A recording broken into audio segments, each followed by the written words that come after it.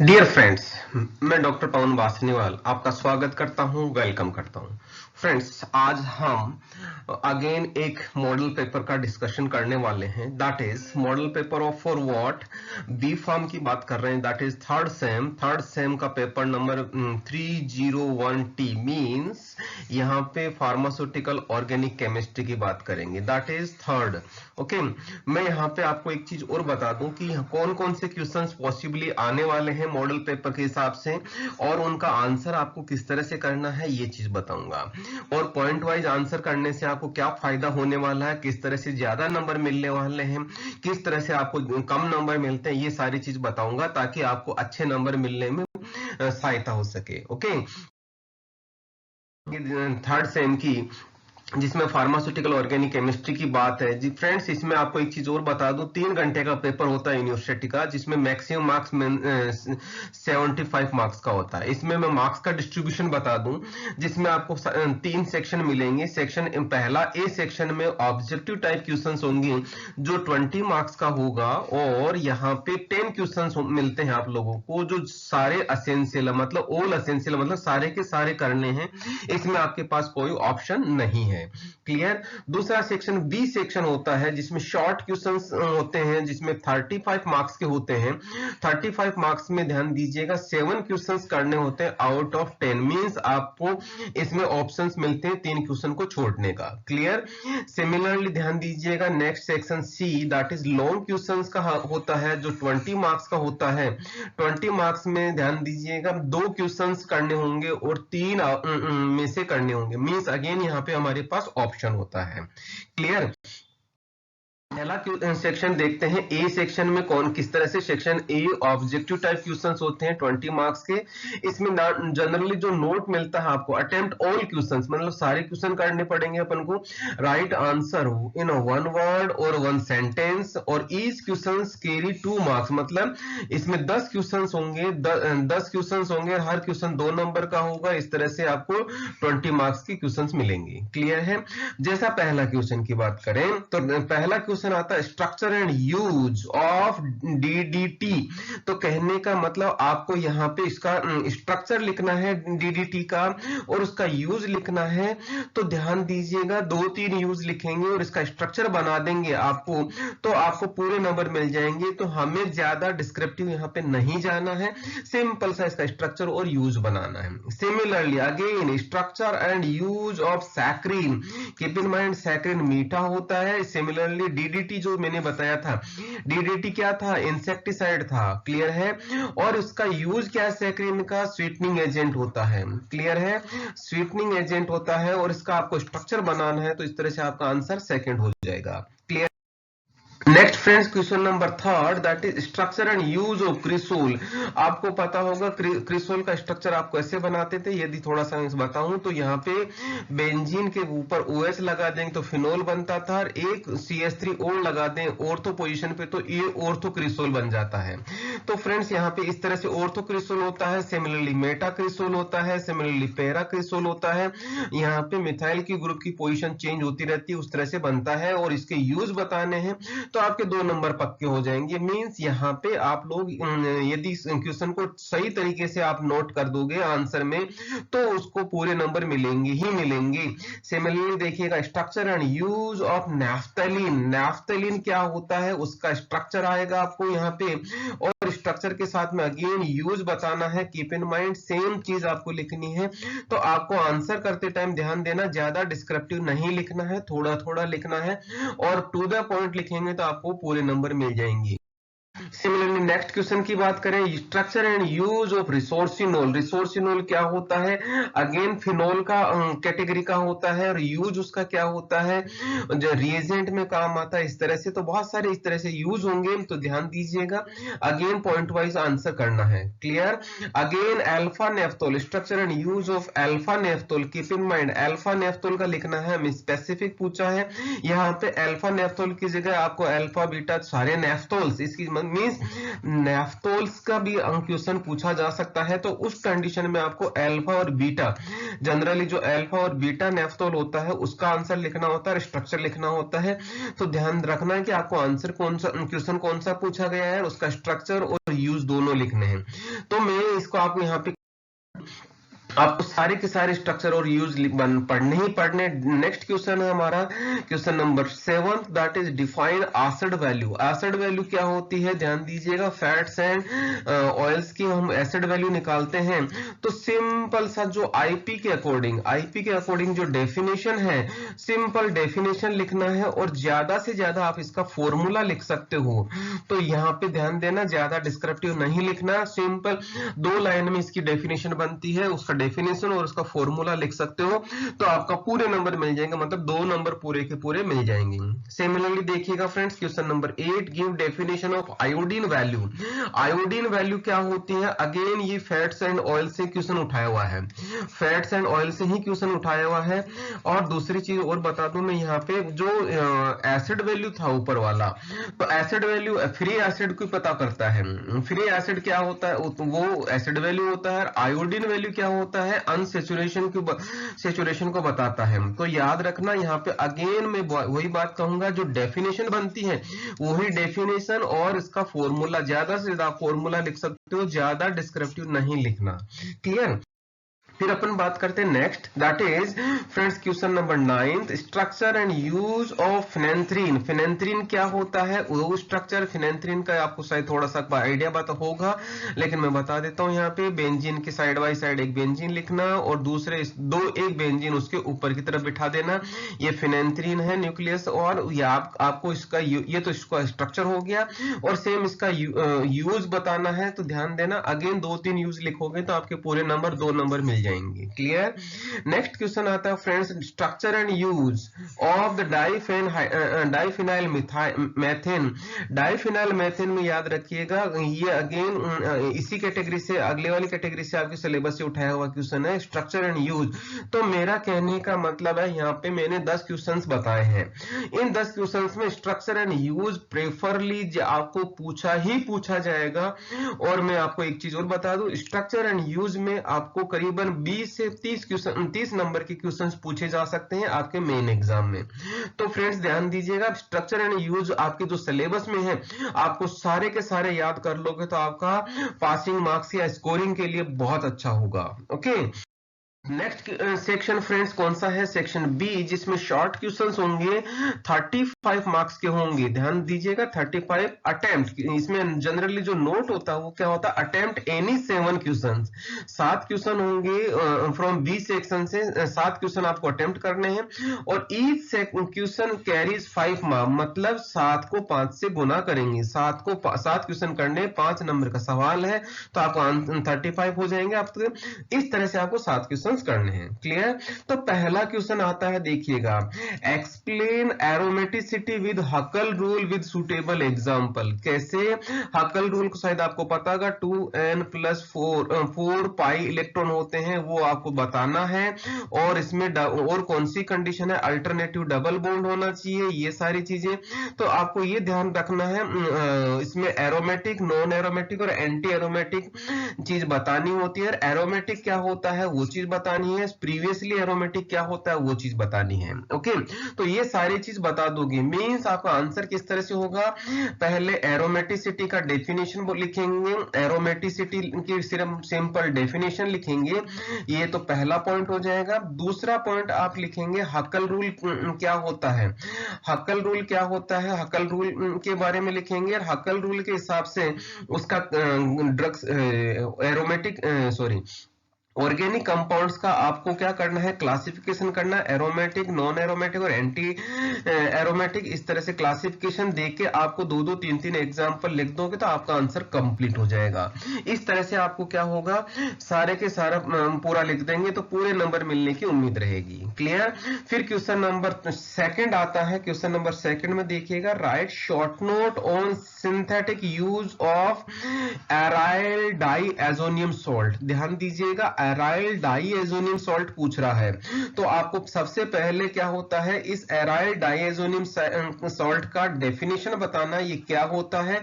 शायद आपको पता होगा, एनिलीन की रिएक्शन करवाते हैं हम, एनिलीन की रिएक्शन करवाते हैं NH2 के फॉर्म में, तो इसमें सोडियम नाइट्राइट के साथ रिएक्शन करवाते हैं और कंसंट्रेट HCl के साथ रिएक्शन करवाते हैं, साथ में 0 डिग्री टेम्परेचर होता है, तो यहाँ पे डाइएजोनियम सॉल्ट बनता है, डाइएजोनियम सॉल्ट बनता है, और इस रिएक्शन को हम डाइएजोटाइजेशन बोलते हैं।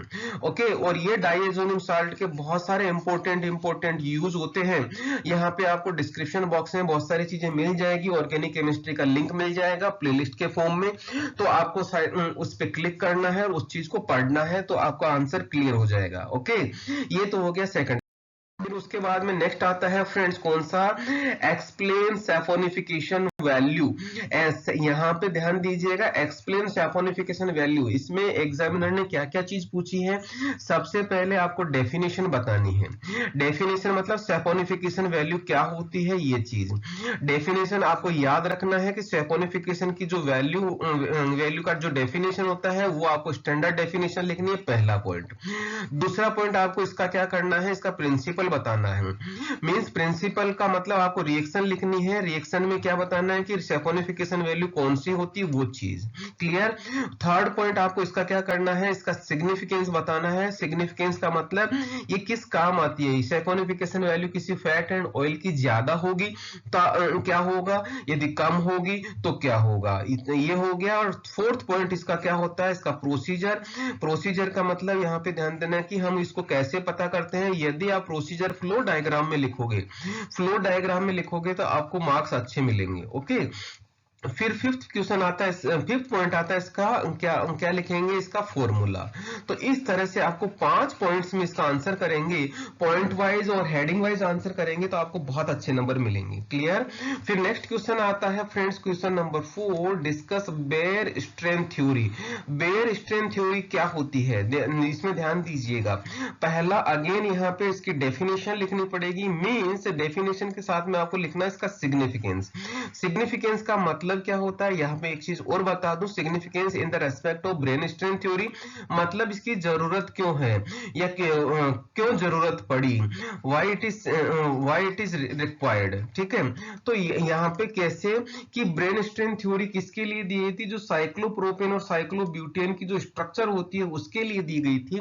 तो उसके फिर इसके जो थ्योरी होती है या इसके जो पॉइंट्स होते हैं, इसके पॉइंट्स फिर आपको 1 बाय 1 इसके डिस्कस करने हैं। डिस्कस करते टाइम आपको इसके स्ट्रक्चर या यूं कहूंगा मैं आपको इसके एग्जांपल्स जरूर डिस्कस करना ताकि आपको पूरे नंबर मिले। क्लियर, ये सारा हो गया आपका discuss Baeyer strain theory. Clear.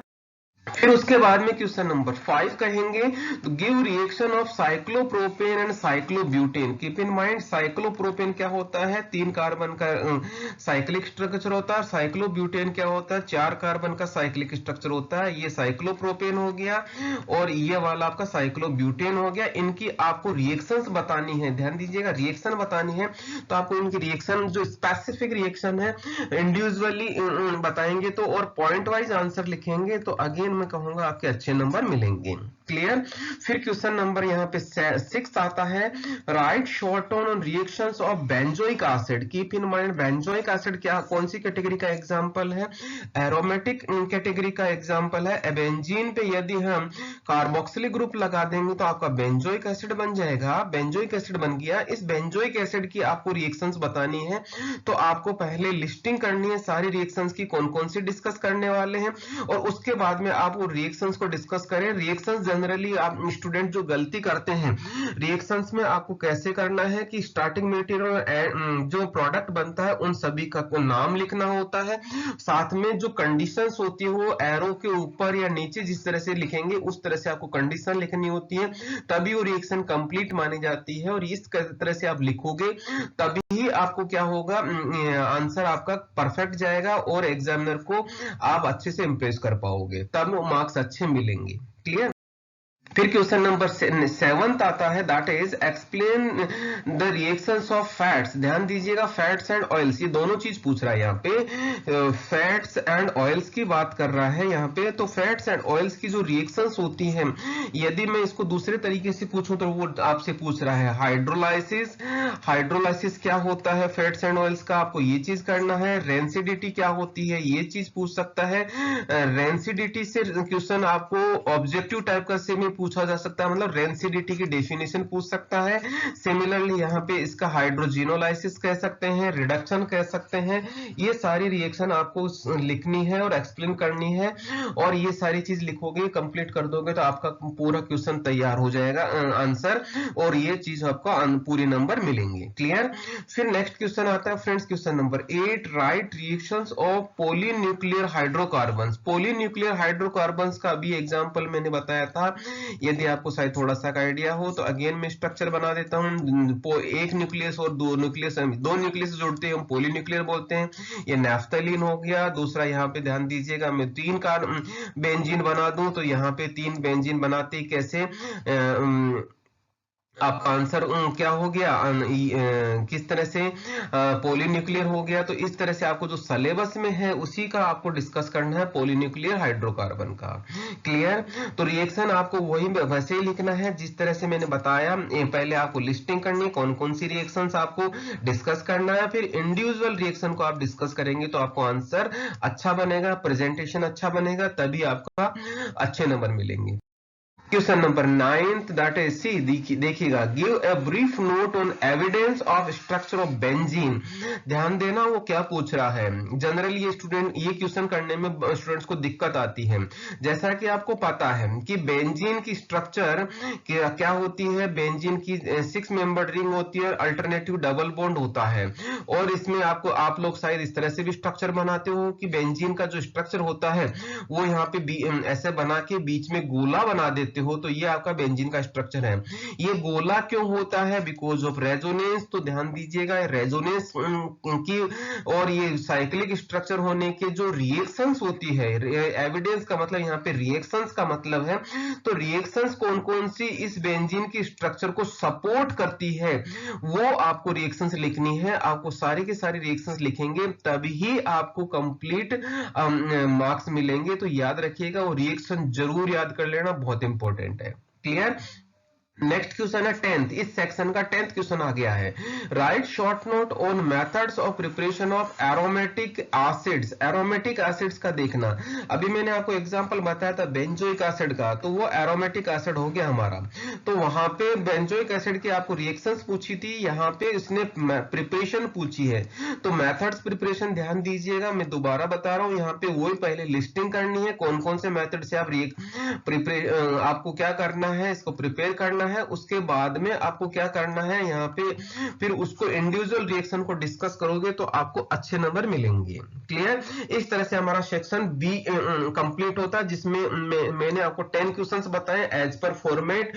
और याद रखना यहाँ पे आपको सिर्फ 7 क्वेश्चन ही याद कंप्लीट अटेम्प्ट करने हैं, 3 क्वेश्चन आपको छोड़ने हैं। तो वही क्वेश्चन अटेम्प्ट करें जिसके आपको पूरा अच्छे से क्वेश्चन आंसर आता हो। ओके।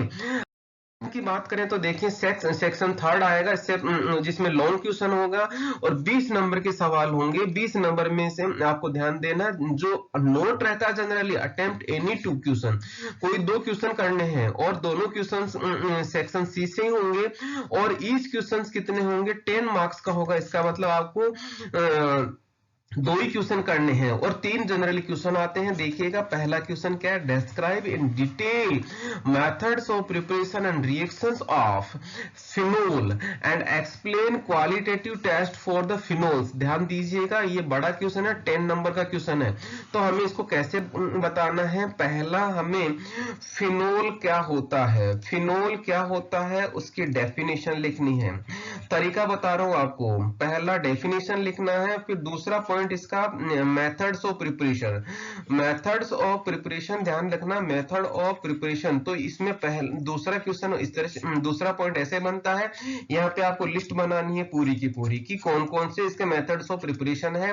उसके बाद में आपको इंडिविजुअल डिस्कस करना है हर रिएक्शंस को पॉइंट बना के, क्लियर, 1 2 3 4 5 पॉइंट बना के। इसके बाद में क्वालिटेटिव टेस्ट थर्ड पॉइंट रहेगा हमारा, सब पॉइंट मैंने बता दी इसके रिएक्शंस के, और थर्ड पॉइंट रहेगा क्वालिटेटिव टेस्ट का, जिसमें आप इसकी डिफरेंट डिफरेंट क्वालिटेटिव टेस्ट का मतलब यहाँ पे होता है आइडेंटिफिकेशन टेस्ट। ओके, जैसे शायद आप लोगों को पता होगा कि फिनोल में हम ध्यान देना, फिनोल में हम FeCl3 डालते हैं, FeCl3 मतलब फेरिक क्लोराइड डालते हैं तो ब्लू कलर आता है। तो इस तरह वाले जो आइडेंटिफिकेशन टेस्ट आपने पढ़े थे, वो सारे आइडेंटिफिकेशन टेस्ट यहाँ पे डिस्कस करने हैं। और पॉइंट वाइज अगेन, यदि कि यहाँ पे ध्यान देना, अगेन एक चीज और बता दूं मैं यहाँ पे कि यहाँ पे यदि आप थोड़ा सा प्रिंसिपल और लिख देंगे, जो इस फिनोल में FeCl3 में रिएक्शन कैसी होती है वो लिख देंगे, तो आपको पूरे नंबर मिलेंगे ही मिलेंगे। एग्जामिनर को पूरे मार्क्स देने ही पड़ेंगे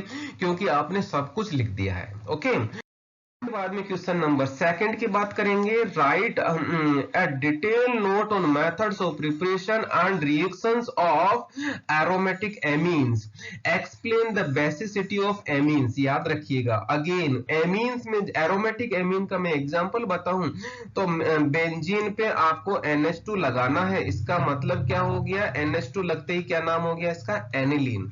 ओके, एनिलीन हो गया। तो ध्यान दीजिएगा आप लोग, एनिलीन की पहले आपको डेफिनेशन लिख दिया हमने, डेफिनेशन ये हो गई एनिलीन क्या होता है।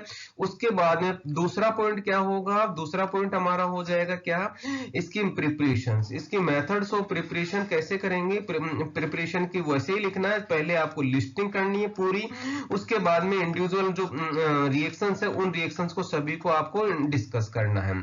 थर्ड पॉइंट हो जाएगा यहाँ पे इसकी रिएक्शंस का, रिएक्शंस में इसकी कौन कौन सी जो मेजर रिएक्शंस है वो यहाँ पे लिस्टिंग करेंगे, लिस्टिंग करके फिर आपको इंडिविजुअल एक एक को डिस्कस करना है, क्लियर। फिर उसमें स्पेसिफिकली रिएक्शंस का ही टाइप होता है बेसिसिटी, लेकिन यहाँ पे एग्जामिनर ने क्या पूछा, फोर्थ पॉइंट अपन का बेसिसिटी ऑफ एमीन्स रहेगा। तो यहाँ ध्यान दीजिएगा, मतलब बेसिसिटी ऑफ एमीन्स को एक्सप्लेन करना। थोड़ा सा मैं आपको ये बता दूं, बेंजीन पे जैसा ही हम NH2 जोड़ते हैं तो वो आपकी एरोमेटिक एमीन हो गया, लेकिन ध्यान देना नाइट्रोजन होता है, नाइट्रोजन पे लोन पेयर ऑफ इलेक्ट्रॉन होता है, इस वजह से यहाँ पे उसका जो नेचर होता है वो बेसिक नेचर होता है। एग्जामिनर यही चीज पूछ रहा है तो इसको आपको एक्सप्लेन करना होगा। और एक दो रिएक्शन, जो रिएक्शन एसिड के साथ होने के साथ जो सॉल्ट बनता है वो सारी चीज आपको बतानी है। तो इस तरह से आपका आंसर इन पॉइंट्स के अंदर आप आंसर इस तरह से लिखेंगे हेडिंग वाइज बना के, तो आपको मार्क्स अच्छे मिलेंगे ही मिलेंगे। Question number third, that is, यहाँ पे ध्यान देना, define and explain aromatic substitution reactions, explain the effect of substituent on reactivity and orientation of electrophilic substitution reaction. ध्यान देना, इलेक्ट्रोफिलिक सब्स्टिट्यूशन रिएक्शन क्या होता है ये चीज बता दूं। सबसे पहले आपको पॉइंट बनाना है डेफिनेशन का। डेफिनेशन क्या होती है कि electrophilic substitution reaction means electrophile reaction attack करेगा और सब्स्टिट्यूशन रिएक्शन देगा। ये रिएक्शन जनरली किसकी होती है, ये बेंजीन की रिएक्शन होती है। आपको ये चीज बता दूं, जिसमें आपको क्या करना होता है, बेंजीन की रिएक्शन जैसा शायद आपको पता होगा, यहाँ पे बेंजीन की रिएक्शन CH3Cl से करवाता हूं मैं आपको, तो यहाँ पे हमें क्या मिलेगा, टॉल्यून मिलेगा। तो आपको क्या करना है, यहाँ पे CH3 जोड़ना है और यहाँ पे AlCl3 बनाएंगे। तो आपको शायद ये पता होगा कौन सा एग्जाम्पल हो गया, फ्रीडल क्राफ्ट रिएक्शन का एग्जाम्पल हो गया।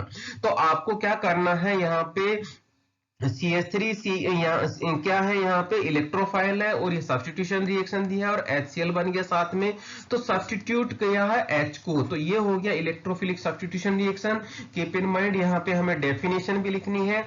उसके बाद में पहला तो ये हो गया, इसका मैकेनिज्म लिखना है। डेफिनेशन के बाद में इसका मैकेनिज्म आपको समझाना ही समझाना है।